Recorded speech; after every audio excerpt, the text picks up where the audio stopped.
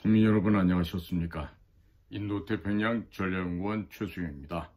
오늘도 저희가 마련한 방송을 애청하시는 대한민국의 국민 여러분, 그리고 해외에 계신 동포 여러분, 한 분 한 분께 고마움의 감사의 인사를 전해 올립니다. 저희 방송은 어디까지나 객관적인 사실을 국민 여러분들께 전달을 하고, 여러분들께서 정확하게 판단할 수 있는 그 판단의 근거, 여러분들이 분별할 수 있는 그 기준, 이런 것을 지금 같이 공유하고자 드리는 방송입니다. 결코 어떤 무슨 현학적으로 무엇을 과시하려는 그런 방송도 아니고요. 또 없는 얘기를 거짓으로 조작해서 거짓말을 하는 그러한 돈벌이를 위한 그런 방송도 아닙니다. 어디까지나 국민 여러분들에게 조금이나마 도움이 될 수 있는 그러한 내용들을 전달하는 것이 저희 방송의 근본적인 목적임을 다시 한번 강조해 드리는 바입니다. 자, 지금 오늘 전해드릴 얘기는요. 지금 오늘이 7월 9일이니까 내일이 되겠군요. 미국의 합참 의장이 방한을 한다 그럽니다. 그런데 이 합참 의장이란 사람이요, 댄 케인이란 사람이에요. D-A-N, C-A-I-N-E, 케인, 이런 사람인데, 이 사람이 어떤 사람인가 봤더니 대단한 트럼프 대통령의 신뢰를 받고 있는 최측근의 군사참모고, 또 트럼프 대통령이 직접적으로 신뢰하고 믿고 중용하는 그런 인물입니다. 자, 그래서 이 트럼프는 이 댄 케인 장군에 대해서 장군이나 퍼스트 네임인 댄이라고 부르지 않고 군대 내에서 콜사인 라젠 이런 식으로 부른다 그럽니다. 그러니까 이 댄 케인 합참의장에 대해서는요, 이 군사적 자신감, 그리고 이 댄 케인 장군이 구비하고 있는 이 전문성을 대단히 신뢰하고 높이 평가하고 있다. 이런 말이 되겠습니다. 특히 이번에 6월 달에 있었던 이란 핵시설 공습작전처럼 아주 중요한 이 군사적인 공격 결정을 내리는 데 있어서 트럼프에게 아주 직접적이고 단호한 결정을 내릴 수 있는 그 버팀목이 됐던 사람이 바로 이 댄 케인 합참 의장이라고 하는 것입니다. 이 댄 케인은요, 이전에도 트럼프 1기 때 이라크 지역에서 암약하고 있던 IS, 이 IS를 격퇴하는 데 있어서도 트럼프 앞에서 직접 보고를 했다 그럽니다. 그래서 트럼프 대통령은 이 댄 케인 장군에 대해서 성취한 파일럿이자 국가 안보의 전문가, 전사, 워 파이터다, 이렇게 공개적으로 칭찬을 한다 그럽니다. 과연 이 사람이 얼마나 실질적인 경험을 쌓고 갖가지 특수작전, 그리고 각 군과의 여러 기관 간의 협력 능력이 출중했는지를 한번 우리가 알아봐야 될 것 같습니다. 한 줄로 요약한다면 댄 케인은 트럼프 대통령의 군사적 결정을 실질적으로 이끄는 핵심 참모이자 트럼프가 가장 사랑하는 군인이다. 이렇게 평가를 할 수 있겠습니다. 이 댄 케인은요, 지금 뉴욕주 엘마이라는 곳에서 1968년도 8월 10일 날 출생한 거로 되어 있습니다. 그러니까 올해 지금 56살, 7살 이 정도 됐겠군요. 자, 그리고 이 사람은 공군 사관학교 출신이 아니에요. 버지니아에 있는 군사대학을 졸업을 했고 ROTC 과정을 통해서 공군 소위로 임관을 했습니다. 전투기 조종사를 했고 주로 몰던 비행기는 F-16이었습니다. 주로 이 댄 케인이 근무했던 지역은 주방위군과 특수전, 전략 분야에서 근무를 했는데 2024년도 작년이죠. CIA의 부국장보 보직을 마지막으로 해서 중장으로 전역을 하고 기업계에서 활동을 하다가 2025년 금년도 2월 달에 도널드 트럼프 대통령이 찰스 브라운 합참의장을 급작스럽게 해임을 합니다. 갑작스러운 이런 합참의장 찰스 브라운을 해임해버리고 그리고 이 댄 케인을 후임인 합동 참모의장으로 지명을 하였습니다. 그래서 그 합동 참모의장 후보자가 되었고 최종적으로 상원의 인준을 받고 현재 지금 합참의장직을 수행하고 있습니다. 특이한 것은 이분이 이미 전역을 한 예비역 장성이었는데 예비역 장군을 합참의장에 지명하는 것도 그리고 중장 별 3개를 이 합참의장으로 바로 임명하는 것도 전례가 없었던 그런 인사라고 하겠습니다. 그런데 이와 같이 그 규정상은 현역 대장을 임명하는 자리라고 합니다만은 국익을 위한다는 명목하에서는 특별히 이러한 요건들이 면제가 될 수도 있는 것으로 이렇게 알려지고 있습니다. 자, 그러면 도널드 트럼프 대통령과는 2018년도 중부사령부의 대-IS 작전부대 부사령관 시절에 트럼프 대통령을 처음 만났다 그럽니다. 그리고 그 처음 만난 자리에서 아주 강한 인상을 트럼프 대통령에게 남겼다고 해요. 즉 지금 트럼프 대통령도 2019년도 연설에서 이 댄 케인 장군이 자기 자신에게 IS가 그리 강하지 않습니다. 참모들이 예상하고 있는 2년이 아니라 단 일주일이면 IS를 격퇴할 수 있습니다. 대통령께서 명령만 내려주시면 됩니다. 이와 같은 아주 강인한 인상을 대통령에게 남겼다고 합니다. 그리고 실제로 얼마 지나지 않아서 ISIS에 수장했던 알-바그다디가 결국 미군들에 의해서 제거를 당합니다. 그 이후부터 도널드 트럼프 대통령은 이 댄 케인 장군을 아주 크게 신임을 하게 되었다고 그럽니다. 금년도 4월 11일 상원에서 인사청문회 인준을 통과해서 지금 현재 사성장군으로 지금 합참의장직을 수행하고 있습니다. 단 2개월 만인 지난 6월 13일 이스라엘의 이란에 대한 전략 공습 과정에서 트럼프 대통령의 군사 분야 보좌에서 또 공식적으로는 자신의 직속 상관이라고 할 수 있는 피트 헤그세스 국방장관보다도 보다 더 많은 발언권을 대통령께 행사하고 있는 것으로 알려졌습니다.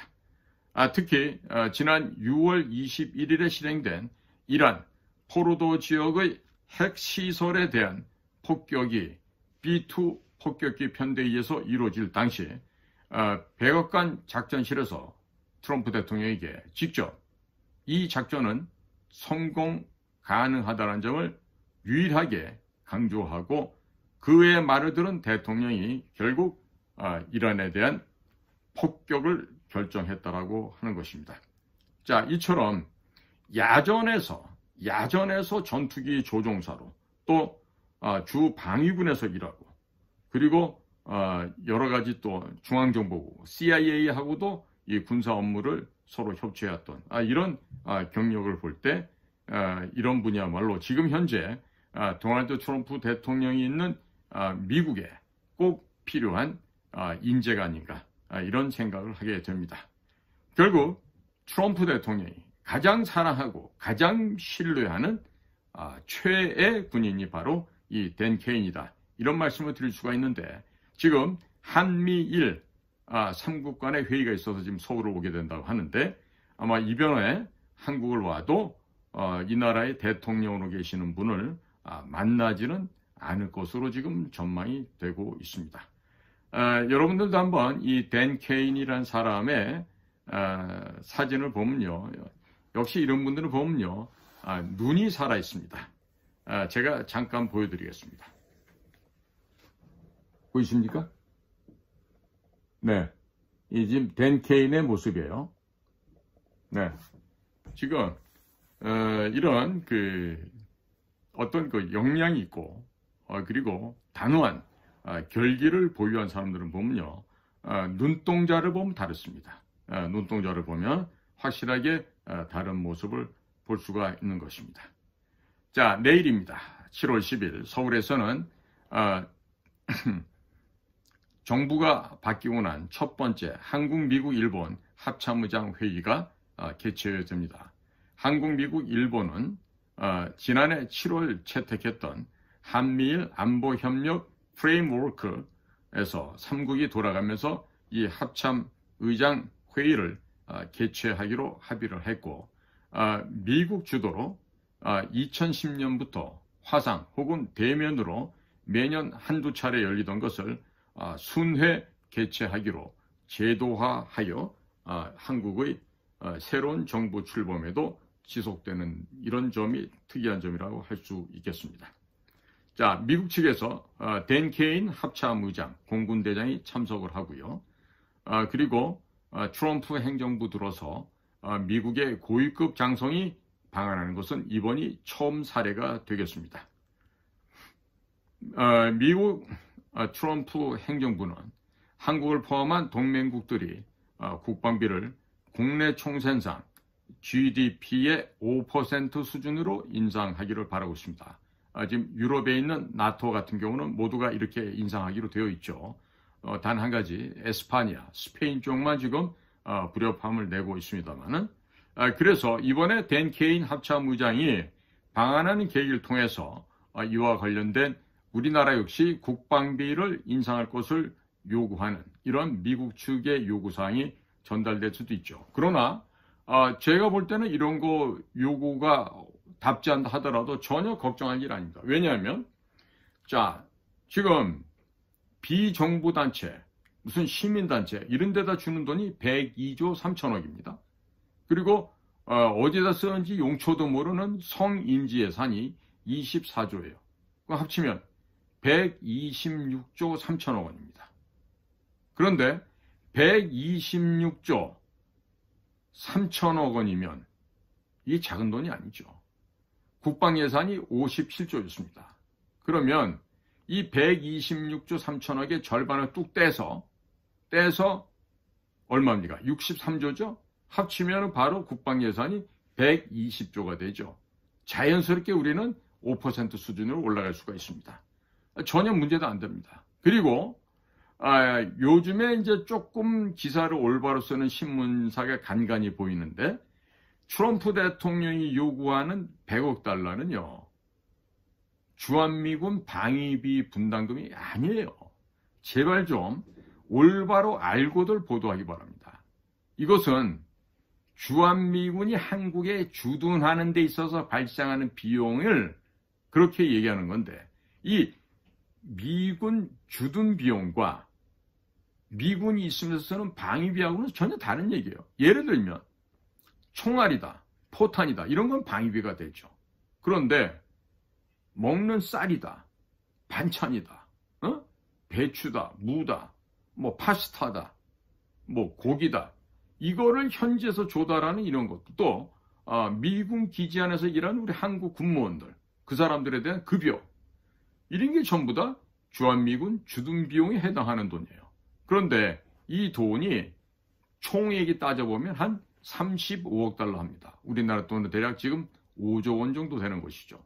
그렇다면 작년 트럼프가 유세를 하면서 그 시카고인가에 어디서 그 이코노믹 컨퍼런스 랠리를 할 때 그때 나왔던 얘기인데 한국은 머니머신이다. 돈을 잘 버는 나라다. 이런 얘기를 하면서 한국은 100억 불을 내도 된다. 그렇게.